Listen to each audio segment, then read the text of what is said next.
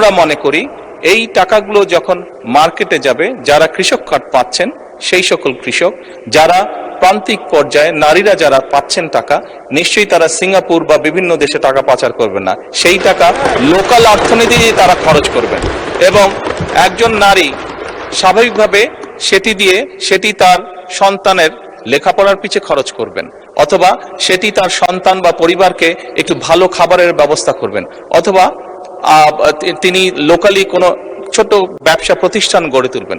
ফলে যেটা হচ্ছে, যেই টাকাটা সরকারের কাছ থেকে তার কাছে যাচ্ছে সেই টাকাটা লোকাল ইকোনমিকে শক্তিশালী করছে, লোকাল ইকোনমিতে সেটি রোটেট করছে। যেমন একজন নারী যখন সেই টাকাটি পাবেন, উনি যদি একটি মুদির দোকানে গিয়ে সদাই করেন, এরকম উনার আশেপাশে যারা সেটি পাবেন, আরো যে সকল পরিবার, আরো যে সকল নারী পাবেন, তারা সকলে যখন ওই মুদির দোকানে যাবেন, স্বাভাবিক সেই মুদির দোকানের সেল বাড়বে।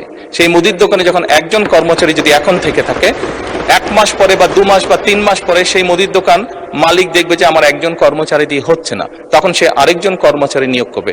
ফলে কি দাঁড়াচ্ছে, কর্মসংস্থান হচ্ছে এবং সেই কর্মচারী 2 জন বেতন পাবে, তারাও গিয়ে গামছা কিনবে, লুঙ্গি কিনবে, অথবা তার সন্তানের জন্য চিপস কিনবে, অথবা একটা ছোট্ট ফ্রক কিনবে তার মেয়ের জন্য। ফলে লোকাল ইকোনমি আস্তে আস্তে স্ট্রেনদেন হবে, লোকাল ইকোনমি আস্তে আস্তে বড় হবে। কাজেই মূল্যস্ফীতি হবে বলে আমরা মনে করি না, আমাদের কোনো রিসার্চে মূল্যস্ফীতি বলে না, বরং অর্থনীতি আরো সচল হবে, অর্থনীতি আরো স্ট্রেনদেন হবে এবং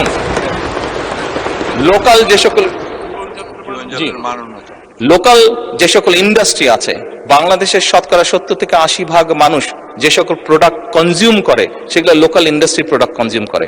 কাজে লোকাল ইন্ডাস্ট্রিগুলোকে স্ট্রেনদেন করার এটি আরেকটি উপায় এবং তার ফলে যেটি হবে, সামগ্রিকভাবে ডিপ্রাইভ যে সকল মানুষ আছে, আমি বলছি না যে আগামী 6 মাসের মধ্যে এটি হবে, তবে ইনশাল্লাহ 3 থেকে 5 বছরের মধ্যে আপনি যে পরিবর্তনটি দেখবেন, যারা প্রান্তিক গোষ্ঠীর মানুষ, তাদের জীবনযাত্রার মান ইনশাল্লাহ অনেক উন্নত হবে।